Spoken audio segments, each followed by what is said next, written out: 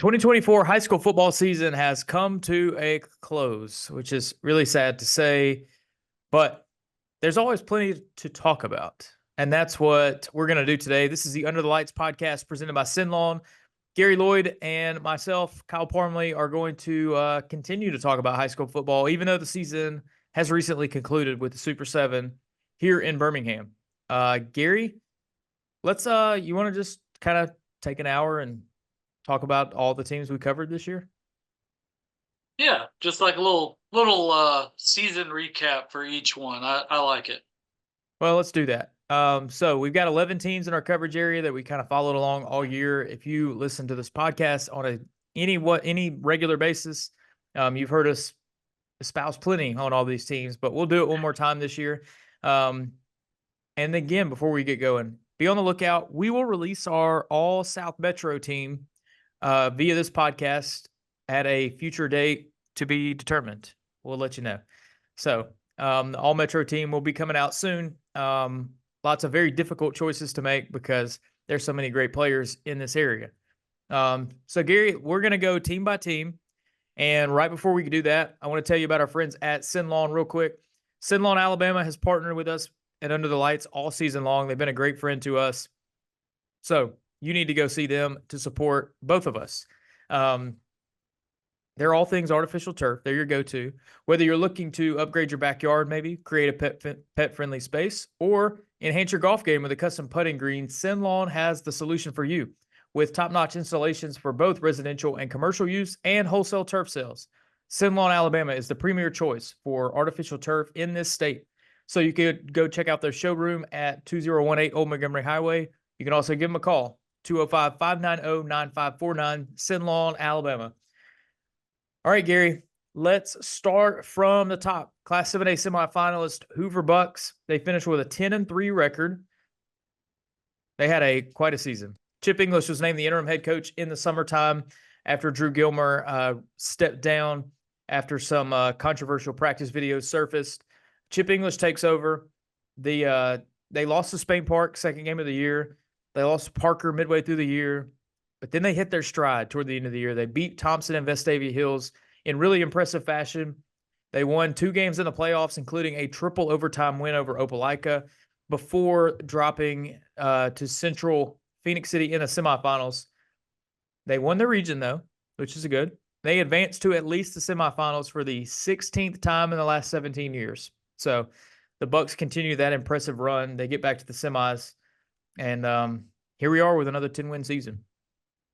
Yeah, I mean, I think you kind of said a lot of what went right for Hoover in this season, because the way it started off, you were like, everything's going wrong. You mentioned the off-season controversies, and what went right was, not to be, have a pun here about the Bucks, but the ship was really steadied. And, it's one thing just to kind of steady the ship and provide some stability for a program that was dealing with some tough stuff, but then to come out and have the season that they did, to win the region, to only lose 3 games by a combined 18 points against a team that made the 7A state title game, a team that made the 6A state title game, and Spain Park that only had 1 loss all year. Those were your 3 losses, and it was by a combined 18 points. So not only did this team steady the ship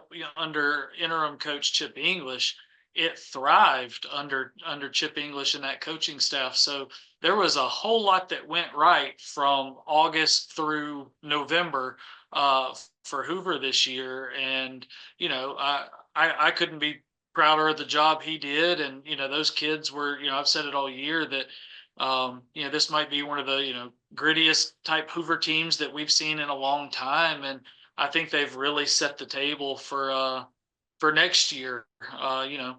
As usual, you've got to replace a lot of guys, but Hoover is Hoover, and we know they'll have players every single year. So didn't end where they wanted it to, but a lot went right for Hoover this fall. And on the opposite end of that, what went wrong? The offense was a little inconsistent at times. I thought especially that Parker game in the middle of the year was rough. They scored 10 points, but the touchdown was a defensive score. So the offense was a little hit and miss, but you mentioned those games toward the end of the year that the offense was really impressive. So and then also, you're unable to get over that semifinal hump. It's been a long time since they've been able to get over that semifinal hump. That Thompson took him down a handful of years in a row. They didn't get past the second round last year, and then this year it was an accomplishment to get to the semis. Don't get me wrong, but the Hoover Bucks fans that really want this program to be the standard in Alabama once again, they really are. They really geared up to try to get back to that state championship level. So, you mentioned a lot of it. What's ahead for this team? Well, first of all, they got to make a decision on the head coach. Athletic director Harley Lamy has kind of given the standard line, all fall that they're going to evaluate at season's end. And well, we're at season's end, so time for him to start evaluating. And I've got to say, Chip English did a lot to boost his chances at the job, I think, if it's something he truly wants. So you got that. You mentioned a lot of these guys are going to be back, and whoever the coach is going to have a really talented team to look forward to. Yeah, there's no doubt about it. I mean, Jonah Winston's got one more year? He's got one more year. Jonah Winston's got one more year. I mean, that's intriguing enough with a playmaker like him, and then certainly, everyone else that's coming back and guys that are, that we don't necessarily know their names yet, but they're going to make a name for themselves here over the next 9 months. All right, let's talk about the Spain Park Jags. The Jags finished 12-1. It's one of the best seasons in school history. They win their first 12 games of the year until they ran into the behemoth that is Saraland. They notched a key win over their rival Hoover in the second game of the year. That was a really fun game. They beat 3 7A teams this season. And, it's one of those things that if they were a 7A team this year, they would have been right in the mix. Even though they dropped down to 6A this year. They made the playoffs for the first time since 2017. I think this is the most points that they've ever scored in program history. So 12-1 for the Jags, third round of the playoffs. Not bad. Yeah, I mean, what went right this year was most everything. I remember about this time last year, being a reclassification cycle, and we call it silly season, and you get numbers from one school that are different from numbers you're getting from another school, and you don't know until the AHSAA has that little show or whatever where we all stared at a door for a little while. But once those came out, I had heard a couple of rumors that like, hey, Spain Park might be dropping to 6A, and I was like, what? Then lo and behold, it happened. And, as we started talking about this season and, who was coming back, Brock Bradley at quarterback, Corey Barber had joined or rejoined, after being at Clay Chaltville for a bit.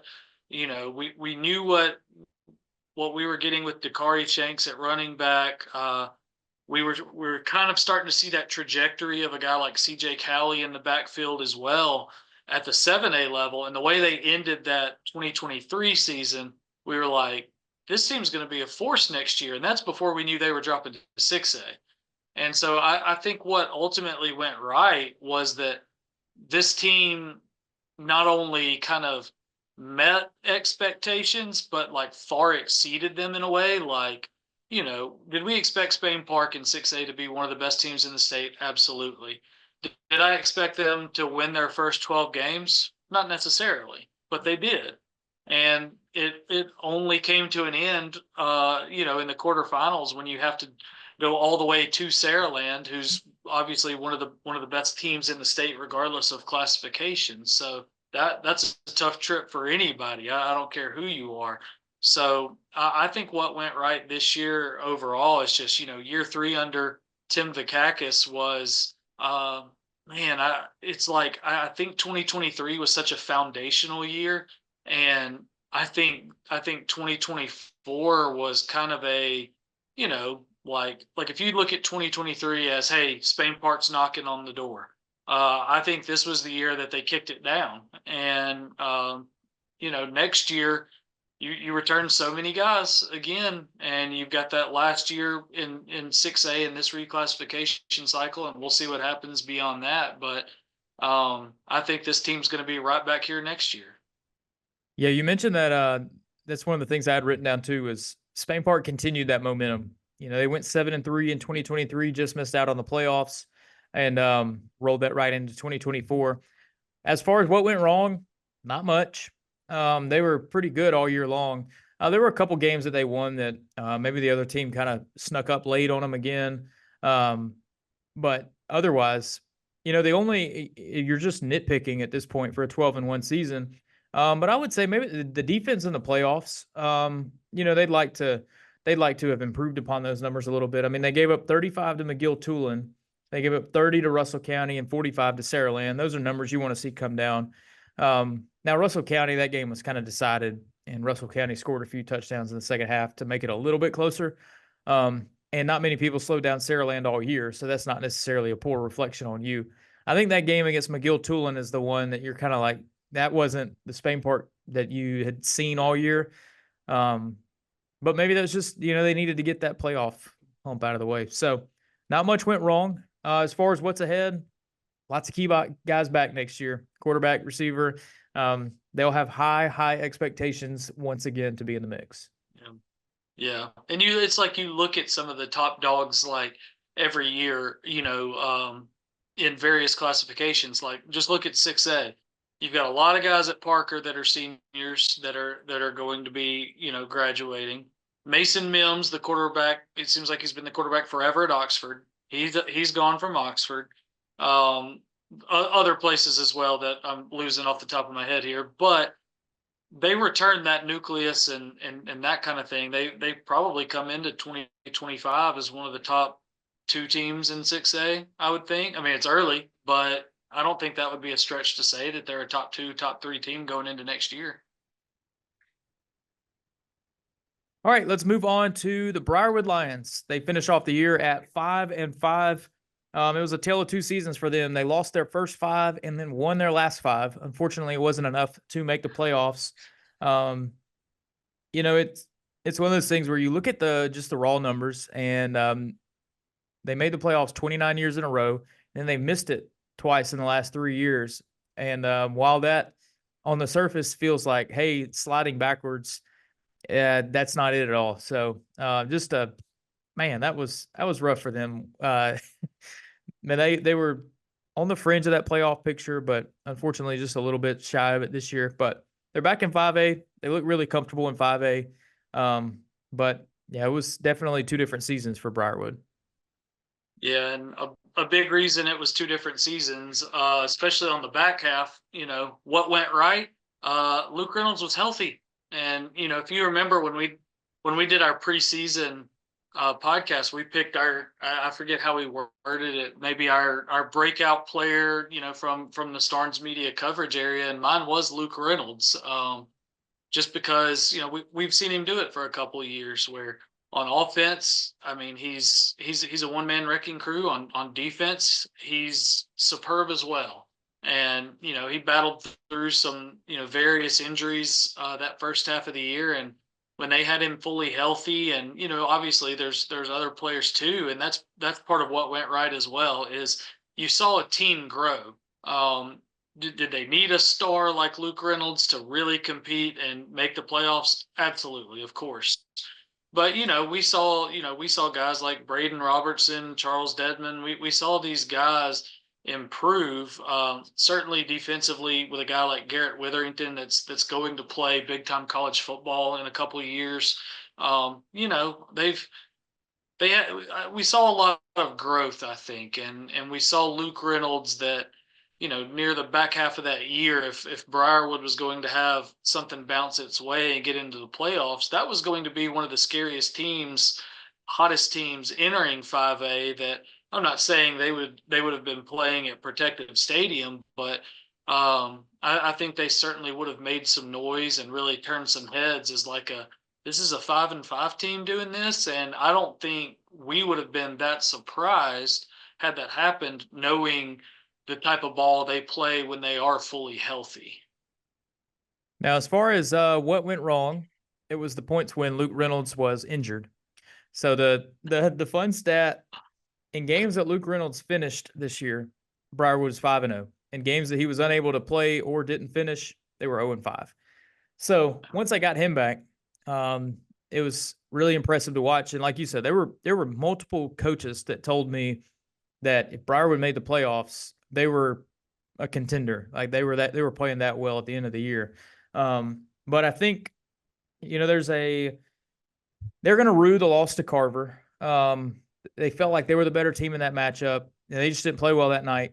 But then the following week, they really felt like they should have beaten Winona. And Winona scored the game-winning touchdown on a scooped-up fumble that just literally could not have bounced any better for Winona to scoop and score. Briarwood thought they were on the game-winning drive, and then at a snap of a finger, it changed. So they win that Winona game. Things might change a little bit. But even the next week, they get Luke Reynolds back. They're playing Leeds, and they're down 17-0. And you're like, oh, no, like, well, this is not good. And they were down 14-0. And then they turn the game around in the second half. They go up 17-14, and it's their first lead all season. And then they won the rest of them. So, yeah. And I know of a coach and really a coaching staff that was in the Briarwood stands for that game. Moody coach Jake Gaines. I talked to him like shortly after that. He was out there to watch Leeds a little bit before they played them in the regular season, and he's watching this kid, and he's like, how is this team 0-5? Like, this kid's unbelievable. And they kind of agreed that Luke Reynolds was how did he describe it to me? A white Bo Jackson. Yeah. So as far as what's ahead, unfortunately, Luke Reynolds is a graduate. He's gone. But QB Charles Dedman, one of the guys back. Garrett Witherington, defensive lineman's back, and Sam Canale. A lot of people don't know about him yet. His sophomore. I'd be interested to see whether they play him in the secondary or as kind of like a nickel linebacker type of deal. That guy is going to be the next really good football player at Briarwood, and you've got 2 more years of somebody like that. So we'll see. Chelsea Hornets, 6-5 on the year, and that record right there doesn't tell the whole story. They won their first 6. And then the schedule really bit them. They started 6-0 for the first time in like 20 years. And then that Spain Park game where they lost their first game. They played some really tough teams down the stretch. Didn't play their best ball either. And then ran into an impossible SYNLawn team in the semifinals. So overall, a good season for Chelsea, but one that they've kind of felt like they left a little bit out there.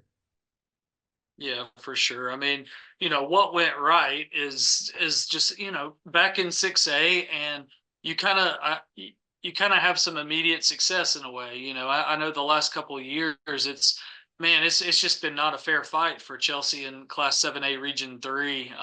Just, out depth, out athleted, out everything. And 6A, not unlike Briarwood, like you said, feeling comfortable back in 5A.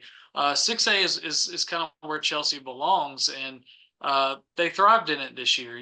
Those last 5 games notwithstanding, we were to a point, if you remember, where the under the lights game of the week was Chelsea at Spain Park, both teams undefeated, and it was like, whoa, like, did we expect Spain Park to be here undefeated?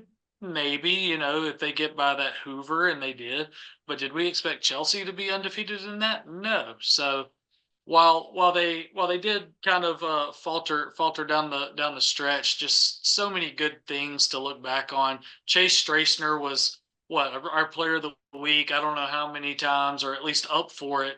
I don't know how many times. Miller Bauman was really good and efficient at quarterback for the most part.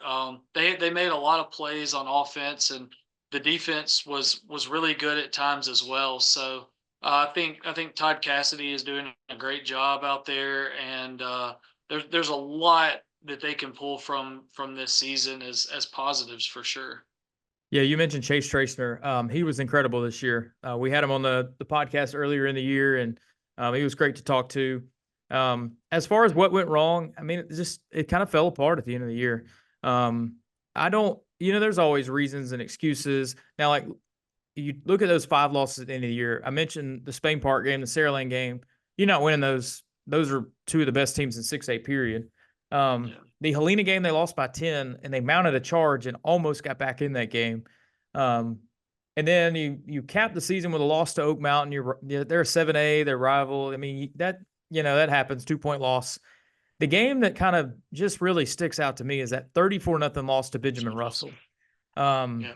They must, I don't know what the scenario, the circumstances are necessarily around that, but that was not a good night for them in a game that we talked about it that week. Like, hey, this is a game you really, really need to win.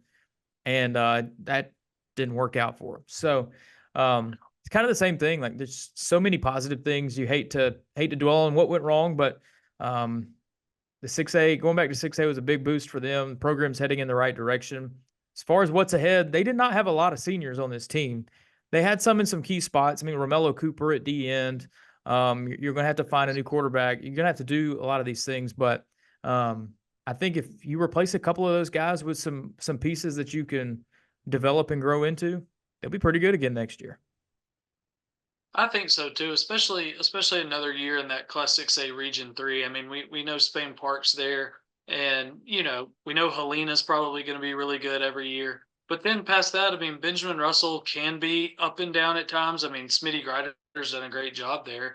But past those, I mean, Calera, Pelham, and Chilton County, who those three teams did not have really good seasons. So you kind of expect Chelsea to be back with a chance again a good chance to get back into the playoffs in 2025, and maybe they won't have to travel to Saraland in the first round next year. Let's talk about the Oak Mountain Eagles. Oak Mountain finishes 4-6 on the year. They won their first 2 games, but region play in 7A Region 3 really hit them in the mouth like it does so many teams. They were able to end the season with a win over Chelsea, which is it. I know it maybe in the grand scheme doesn't mean a ton, but at least in the now, ending the season with a win, definitely feels good. They were 4-6 in Shane McComb's second year as head coach. It's a 3-win improvement. So Oak Mountain appears to be building a little bit. Yeah, I mean, what went right this year? I mean, you're talking about a 4-6 team, but anybody who watched them week to week, especially against this competition in Region 3, knows that this is one of the most improved teams in the Birmingham area. And, you talk about that year 1 to year 2 jump. Like, I remember talking to Robert Evans, the Vestavia Hills head coach, and he said Oak Mountain's the most improved team in our region. He said they're not going to make the playoffs, but they are definitely the most improved team. And that's what you want to see when you've got a program that is falling on some hard times. It's always a struggle in 7A Region 3, and you see a jump like that from year 1 to year 2, and the way they did it. Like, yes, the defense struggled a lot, and I'm sure you'll talk about that in a minute. But the offense, Will Odell was, I mean, kind of night and day compared to his junior season. I mean, he put up numbers this year. And then, a guy like Marty Myrick's behind him in the backfield had some really, really good games, really dependable back. Zach Fitzgerald on the outside had a really big year at wide receiver. So they had pieces to really compete with a lot of teams that are quote unquote above them. And, for a large portion of the year, they did that. There's a lot of coulda, woulda, shoulda. Especially from the defensive side of things. But this Oak Mountain team was not far off this year, and in year 2 under Shane McComb, I think that is certainly a really big positive moving forward. Yeah, you mentioned quarterback Will Odell. I'll be honest, as a junior, it was so bad. Like, the offense was terrible. They only won 1 game. I didn't know Will Odell was this good. And I think he had over 3,000 all-purpose yards as a senior, which I think was the most in Class 7A. I mean, find me another player that had 3,000 yards this year. Maybe there was one, but not in 7A. So a tremendous year for him. He'll latch on somewhere and be a big asset to a college program.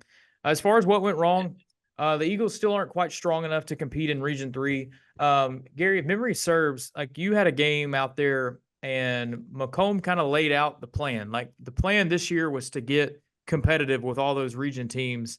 And now the next step is what, being competitive with like the Hoovers and Thompsons next year. Was that kind of the vibe you got from that Yeah, conversation? yeah, that's kind of the vibe, you know. I mean, Shane was great to talk to this year.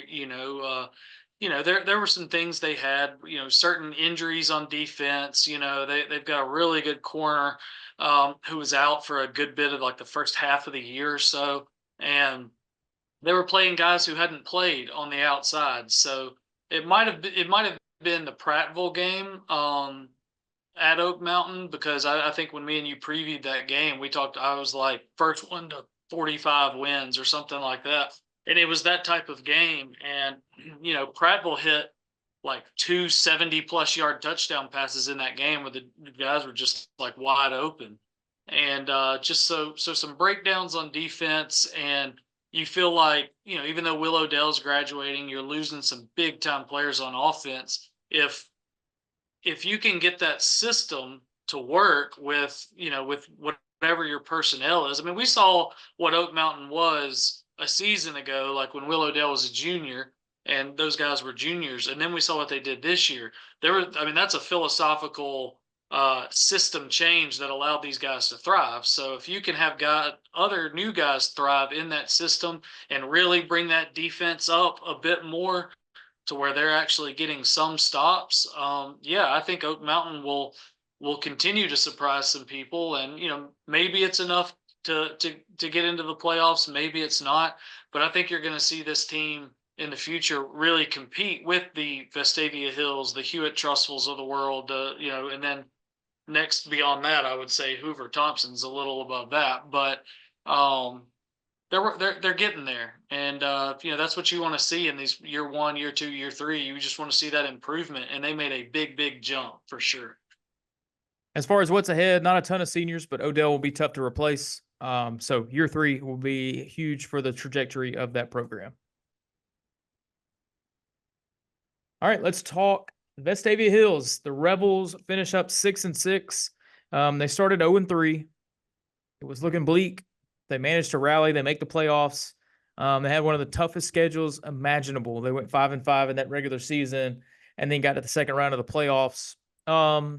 It's a third straight year that they went on the road in the first round and thumped their first round opponent. So Robert Evans has been there 3 years. They've kind of been a pretty good team 3 years in a row. And I guess now the objective for the Rebels is to find a way to take that next step and to become one of the upper echelon teams in 7A. Yeah. Is it wrong to say what went right was they survived that schedule? I mean, like you can say they survived. I mean, you can say they survived it, and that is what is part of what went right. But what went really right was that you survived that schedule despite injuries. I mean, how many running backs did we see for Vestavia Hills this year? And not only did you survive the schedule and the injuries, you survived it enough to earn a playoff spot. So I think the really what went right, the positive here is really just how tough this Vestavia Hills team was. I mean, it seems like every year they're baseball dudes playing football, and there's just a different kind of toughness when you're a baseball and football guy. We saw Bruce Littleton really come on strong that second half of the year, just mauling dudes from his H-back position. And what really I think went right is Charlie Taft, the young quarterback. You're replacing a guy like John Paul Head, and obviously those first couple games, you get Carver Montgomery then at Auburn, and those games did not go well at all for him or Vestavia Hills. But you saw what he was doing near the end of the year. I got to see it firsthand against Clay Chalkwell, and just the command he had of that offense. Electric playmaker with his legs. He can obviously throw it as well. He's got, I think, 2 more years of this. And I've said it on a previous podcast. I think this is a guy that we're going to be talking about in that system, and the way they play the game fast and loose and just kind of go for it all. I think this guy has the potential to be a guy that you're talking about over the next year or two as a back of the year type guy in 7A. I really do. Obviously, that's going to have a lot to do with the players around him and that sort of thing. But I think that future is really bright. Yeah, I mean, you're 100% on with they discovered a lot. There was a lot of new guys, especially on defense, start of the year that had to grow into roles whether they were ready for it or not. As far as what went wrong, I think it's the same thing. Like the schedule probably just wore them down. They did survive it, but they were they were at peak performance level, but not peak health, toward the end of the year. I know they got Jacob Watson back there at the end, and that's great. I still think the health of that team was not it didn't put them in a position to really make a run at the state title. Um, and yeah, I mean, Robert Evans said as much. Phoenix City kind of handled them in the second round of the playoffs. That game was 14-0 a few minutes in, and it was never close. And he said after the game, we're top 8 once again in 7A and just can't figure out how to get to the semis. So that's going to be the next hurdle. How do they get beyond that? Hey, you made it to the second round of the playoffs. Now what? So the Rebels have got some work to do there. When you look ahead to 2025, I mean, Spence Hanna, Jacob Watson, those guys on defense are going to be really hard to replace. But like I said, there were so many young guys get thrust into big roles this year. You imagine that a few of those guys will be ready to step into some leadership roles next year. And you mentioned the development of Charlie Taff. They're going to be pretty dang good if they stay healthy and go into next year with a full sleeve. Yeah. Well, and I mean the depth at a place like Vestavia Hills, like, they're going to find players as well. And, what types of players, I know Coach Evans kind of says they're like the Stanford of the SEC West kind of thing, over at Vestavia Hills.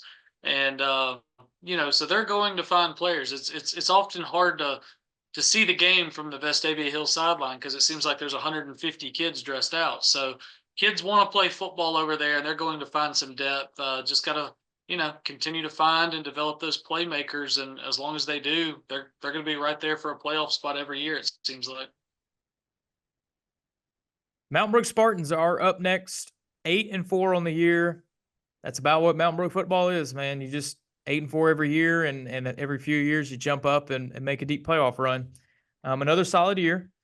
That's 8 wins for the 9th straight year, at least 8 wins in the year. So an incredible run of consistency for this program. Really quick aside, like when I started working here at Starnes Media, Mountain Brook was coming off back-to-back 3-7s, and I kind of was just like, well, okay, this team's they're okay, just a decent program, whatever.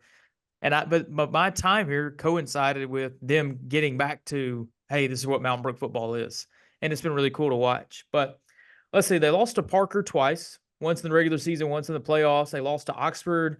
That's one they'd like to have back because they blew a 2-touchdown lead in the fourth quarter, and they lost by a touchdown to Clay Chalkville. I don't see any bad losses there. So 8-4, another really solid year.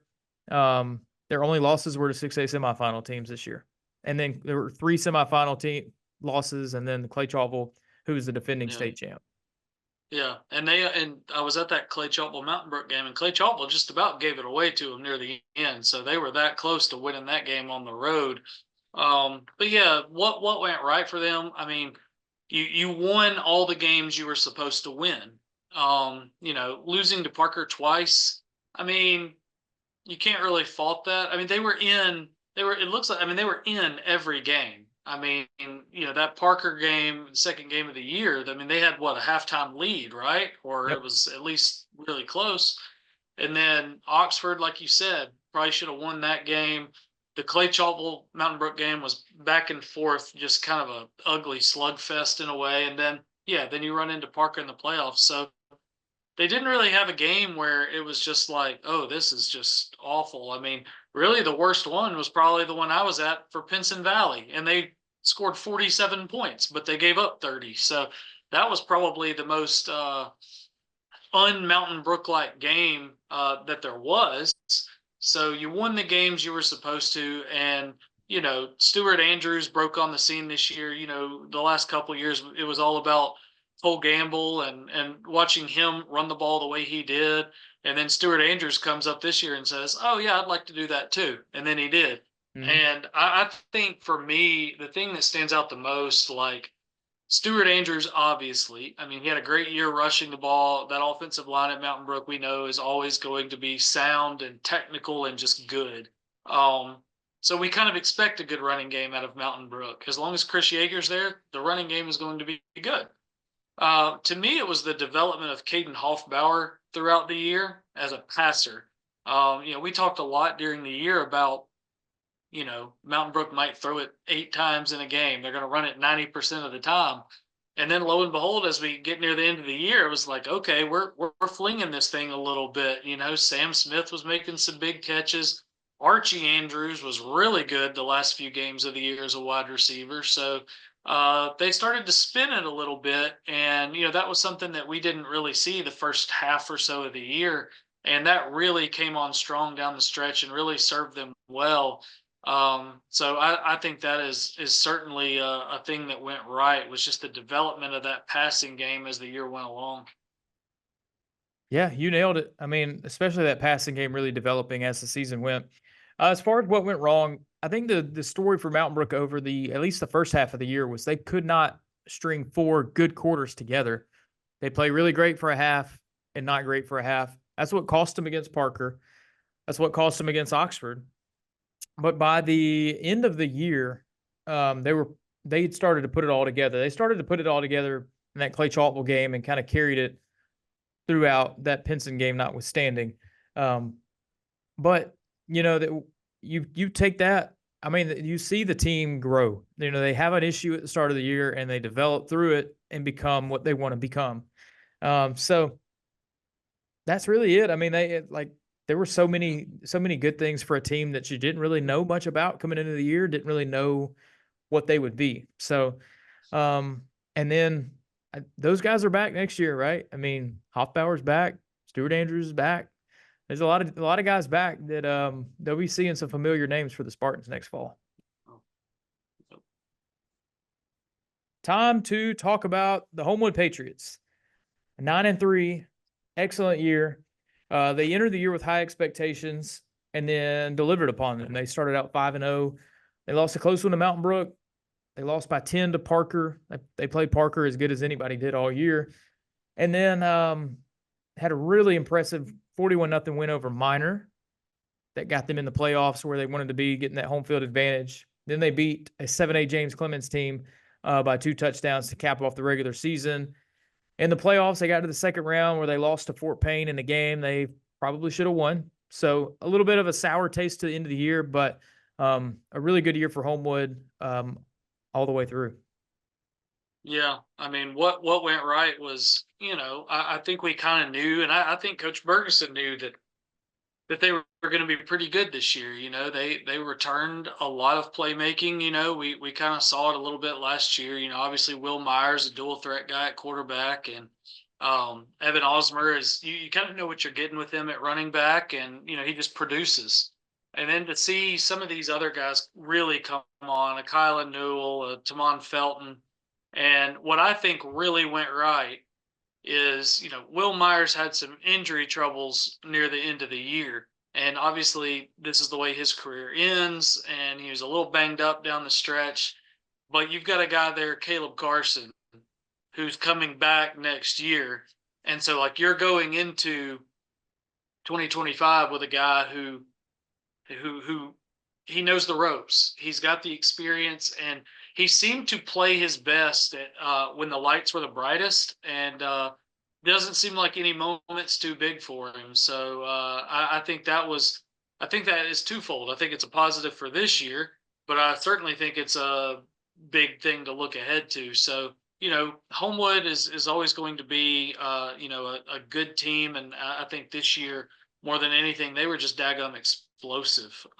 More than any other time in years past. I think they scored the most points in a season this year since like 2013 or something like that. So this offense was really, really good, and the defense stood up, as it needed to down the stretch, and just looking forward to seeing them back in the playoffs next year. Yeah, that was the 13th straight year that Homewood has made the playoffs, all 11 years under Ben Bergeson. As far as what went wrong, they had some injuries down the stretch. Will Myers was in and out of the lineup. And I mean, obviously, like Caleb Carson came in and played so well, but not having your leader there certainly hurts. The injury to John Griffin, is impactful of a scene as that was in the first round of the playoffs. It took away one of your best defensive players. Yeah. So if you could have some of that back, the defense would have liked to play better in the playoffs, I'm sure. But otherwise, it's just a really good year. And as far as 2025, you mentioned they found their guy in Caleb Carson. There won't be any talk over the summer about, well, we hope he's ready to step into that role. Like Caleb Carson is ready to step into that role. He's proven that. I mean, I'll be honest, there's been some talk over his career is like, he really wants to play quarterback, but man, we could use him at some other positions, receiver, defensive back, but he really wants to play quarterback. And now it's his time. And it seems like that he's kind of believed in himself and is going to get that opportunity next year as a senior. So I think that sets him up for a good 2025. Agreed. John Carroll, the Cavaliers, 3-7 on the year, unable to replicate that dream season they had in 2023. They started a little slow. Let's see, they lost their first 3, and then they won 2 out of 3, then 3 more losses, and then they capped off their season with a win. They struggled to find some answers early on, but I will say they continued to improve throughout the year. And the last 3 or 4 games, they were playing pretty good football at the end of the season. Yeah, I mean, what went right for John Carroll this year was, you knew you were replacing a lot. We talked a lot last year about them finally making the playoffs after such a long absence, and just how good Carson McFadden was everywhere on the field, but especially quarterback. And then Garrett Barnes came in and did a really good job this year. Aubrey Walker was a huge bright spot. He is a playmaker, and I will continue to say he's probably one of the biggest playmakers in Birmingham that people don't talk about, probably because he is at one of the smaller private schools. But when you look at the schedule, you can look at 3-7. You can look at, you didn't make the playoffs, and they had some losses that were kind of tough. But I mean, just looking at this at St. Michael, one of the best teams in what 4A. Philip Rivers is the coach. His son Gunner is the quarterback. They go down there all the way to Fairhope and only lose by a point in the last little bit of the game. Heartbreaking, but you competed, and that was just the second game of the year. The Winona game was tough, but then Briarwood, you battle, you lose 21-17. Corner, who was one of the, I don't want to say surprise, but one of the better teams in 5A all year, you just lose to them by a touchdown. And, I know these are moral victories and you would rather win the game and have it in the W column, but those are 3 games right there against really good opponents that you lost by 1 score or less. So John Carroll was, I mean, really they were that close to like a 6-4 type year and not a 3-7 type year. And that would have put them probably firmly in the playoffs. So a lot to look forward to there. And, there's a season like this, you're going to look back and wish you did more and wish you came out on top. But I think for this team moving forward, this year is such a springboard year for that program, getting back on track and getting back to where they want to be under Will Mara. Yeah, you said it. That's what went right. What went wrong is the fact that they couldn't back it up after winning 9 games the year before. And then along that, a team like John Carroll is always playing a bunch of guys both ways. But it did seem like it took them a little longer than they had hoped to find where those guys were supposed to fit in. I noticed seeing them a couple times that guys were in different spots each time I would see them. And by the end of the year, I think they got a lot of that figured out. I mean, John Ford ended up playing some great running back second half of the year. Yeah. He was our player of the week one week. But he wasn't playing running back at the start of the year. So it's stuff like that. It took them a while to kind of figure out. They were battling some injuries, which they always do because their guys have to play such a high volume of snaps. And then, you flip that around and just finding the best fit for some guys. So like you said, you mentioned that Briarwood game, even though they lost, you talked to Briarwood head coach Matthew Forster after that game, he was extremely impressed. I mean, that John Carroll team gave Briarwood everything they wanted and a whole lot more. And John Carroll felt like they let that game slip, and they kind of did. And yeah, you mentioned like corner game was a 1-score game, and that team made a great playoff run. And then that 2-touchdown loss to Winona, those 3 losses in a row there, John Carroll was playing some good football. And then they blew out West Blockton in the year. So they battled some injuries. They got a lot of young guys. 2025, I've got some high hopes for them. Yeah. The Hewitt-Trussville Huskies, 8-3. They made the playoffs for the 5th straight year. They're 3 losses this year by a combined 9 points. This team was really good this year. They beat Vestavia, a 1-point loss to Hoover, a 5-point loss to Thompson. They blew out their last 3 opponents of the year. Prattville, Oak Mountain, Tuscaloosa County outscored them. Let me do the math. Roughly 2 million to 7 over the last 3 games. And then the heartbreaking 3-point loss in double overtime to Baker in the first round of the playoffs. They were so close. They had a great season, and it just doesn't feel like a great season when you lose in the first round of the playoffs. Yeah, I mean, you kind of feel like the way the bracket was this year, if they would have gotten past Baker and then had Enterprise, like you've kind of got to feel like we would have ended up in a semifinal of Thompson versus Hewitt, and then all bets are off. And that would have been just the most fun. But as far as what went right in a season that ended in heartbreak, I mean, you kind of mentioned it. I mean, it's that defense. I mean, that's what it is. It's Sean Talsma and what they were able to do on that defensive side of the ball with, Dante Seals, Michael Igbenogany, Will Phillips, Parker Floyd, all these guys that were a part of this defense this year that, that's been the best defense in 10, 11 years for Josh Floyd, one of the best defenses that Hewitt-Trussville has ever had. And I mean, that game at Baker in the first round of the playoffs, those 17 points were the most points Hewitt gave up all year, and it took 2 overtimes. Like, I mean, their other 2 losses to Hoover is an 8-7 baseball game that we saw in the rain, and then at Thompson, 15-10. So no opponent scored more than 17 points on them all season long in a 7A Region 3 schedule, and that's crazy. So the best thing for Hewitt-Trussville this year was its defense, because we've seen years, in the Josh Floyd era where the defense has struggled, where it's been, defense and special teams at times have been kind of the Achilles heel, and offense has been otherworldly good.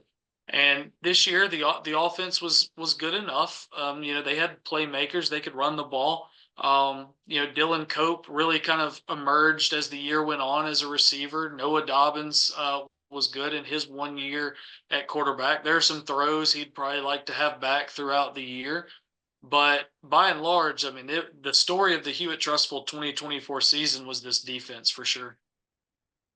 It definitely was. That 17 spot being the most they allowed in the game all year, and it took 2 overtimes for Baker to get to that number. So the defense was great. As far as what went wrong, the offense it wasn't quite good enough in the big games. Even that Hoover game, they'd like to have that one back. I mean, it was in the rain. It was kind of just a sloppy night anyways. In Vestavia, the offense came alive just enough to get the win there. It took until midway through the 4th quarter before they finally kind of got it going. And Thompson, they just never really could take advantage of opportunities. And then at Baker, it wasn't great either. So you want that offense to kind of step up in those big games to help out that elite defense. And it usually does. I would, be strong to say that's an outlier in terms of Hewitt-Trussville offenses. But like you said, I mean, they had their flashes. They played great a lot of the year, but in those big games, just a little bit of a struggle. And then as far as what's ahead, there's a lot of key guys to replace, especially along the lines of scrimmage. And then they'll need to find a new quarterback. But especially on offense, there's a lot of skill players back that will give a solid foundation to whoever steps in there. Yeah, no doubt about it. The Clay Chalkville Cougars, 9-3 on the year. The defending state champs made the playoffs for the 13th straight year. Highlight of the year, they got a win over Thompson in the middle point of the season, but they come up short in the second round of the playoffs, unable to defend their Class 6A state championship. But 9-3, Stuart Floyd's first year as head coach there. The Cougars, a bit up and down, but another 9-win campaign. Yeah, I mean, what went right is, like you said, you have a season where you go 9-3 after you had just a slew of guys graduate that were so prolific from that state championship team. Obviously Jalen Mbakwe, Mario Craver, Shaq that went up to Oregon, and you had to replace all those guys. And I think this year, I think the what went right is you saw the potential. Like you said, they were up and down, but they went to Thompson and won. They gave their best effort to give that game away to Mountain Brook that I was at, but somehow they held on. The defense was really good most of the year, very athletic, very fast, very deep. So I think it's just a year of potential and flashes, and they just didn't quite have that guy that they've had for so long, that or guys that they've had for so long that are just that clear, no questions asked, tier above everybody else. Like Clay Chalkville has really good players. Aaron Fry is a really good quarterback. They've got really good running backs and receivers, but I think what they'll take away from this year is this is kind of a leap year, a growing pains year, and we'll see what that means going forward. But I think the biggest positive this year was, under first year coach Stuart Floyd, you saw a lot of potential for what this team could be, and I think it's just going to be a matter of putting that all together for all 4 quarters of a 10-game season. Yep. The wins over Thompson and Mountain Brook really showcased the potential that this team had. And I don't know, it just kind of, they didn't peak at the end like they would have liked to. That 30-point win in the first round of the playoffs. And then, they just, Muscle Shoals kind of got the better of them in the second round. As far as what went wrong, you kind of mentioned that offense just never, I don't know, like you'd watch the Clay Chalkville offense and think all these dudes, like you've seen them play really, really well, but then there were just times where it's like, where did it go? They just couldn't quite get it back all together, clicking at the same time. And then there was the end of the regular season where, Coach Floyd challenged his guys a little bit and thought they responded, but, maybe by then you're out of rhythm and it's hard to get back in a rhythm at that point of the year. So as far as looking ahead to 2025, it's Stuart Floyd's program fully now. He'll feel a lot more settled in. Know how he wants to run things, but they're going to have to retool a little bit. I mean, QB Aaron Fry is back, but they got a lot of holes to fill, especially on that defense. There were a lot of high quality seniors on that defense that defense was elite this year. And, they're going to have to find some new guys there. Yeah. And it seems like Clay Chalkville is a place that always does kind of retools pretty well. You mentioned Aaron Fry's back. I think Joshua Woods, has another year at running back, and he proved himself a really good back this year, and I think it'll probably be his backfield next year. And and it just seems like every year we hear some new names on that defense that come up. And I was out I don't remember the game. Maybe it was before the Mountain Brook game, and Floyd pointed out a kid, standing, just was attending the game. He was leaning on the fence, right? And this is pregame. And I don't remember the kid's name. I don't even know if he told me his name, but he just pointed to him and was like, he's in 8th grade or something like that. And I was like, oh, I thought he was 36 years old, And so I'm like, it's Clay Chalkville. That dudes are gonna play. There's gonna be dudes that come up to the high school that make an impact. That's just what Clay Chalkville has done since 1996, 1997, and I expect nothing less going forward. Yeah, no, I agree.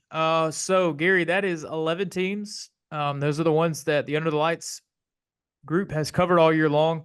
It's been a great year. I mean, a lot of success. I mean, shoot, there was 8 of those 11 made the playoffs. So just, I mean, a great year overall. Kind of unfortunate that we didn't have a team in the Super 7 out of those 11, but we did get the Spain Park girls flag football team to the Super 7, so that's a win there. But Gary, we will be back at some point soon to kind of unveil our All South Metro teams. Looking forward to that. Tough choices. I might have to just give the really tough choices to you so that I can't be blamed for them. We should do. I mean, you get all this stuff and you put the thing together. So I'm gonna opt myself out of any back and forth there. But I do think it would be cool. Just do it live and talk about it as we go, and then people can fire off their mad at you deals live, and we don't have to go back and look at it. Yeah, looking at it, player A had 11 touchdowns this year, and player B had 8 touchdowns this year. And then the comments, player A's team didn't play nobody. He got all them touchdowns against the 1A team. No thanks. I will hard pass Thanks on that. Yeah, it's what we call post and ghost. Well, just, hey, here it that's one of is, those. and don't. You get the question when somebody's unhappy with the results. You get the question, what criteria do you use? Do you use stats? Do you use team success? Do you use value to the team? Do you use this? Do you use that? Yes. And my response is always, it's a combination of all of those things. Thank you. It's all the things. Because you're either mad because a certain kid had more touchdowns and didn't make it, or the kid had fewer touchdowns but is a better player than the other kid. It's like, well, the game's it's not equal, so who knows? But yeah, well, it'll be fun to release regardless, those. Regardless, it's somewhat subjective. It's you've seen all these guys play. You're factoring in all the things like you said, and you're making your best judgment. And I think it's going to be good regardless, and it's good. I like this time of year every year where you put out this team or these teams, and then kids get to put it in their bio. It's the schools make a graphic out of it and all that. It's earned recognition, and that's really cool, and a big reason why we cover these games. It's about those kids playing the game, and this is a cool thing for them. Absolutely. So there is your 2024 season recap.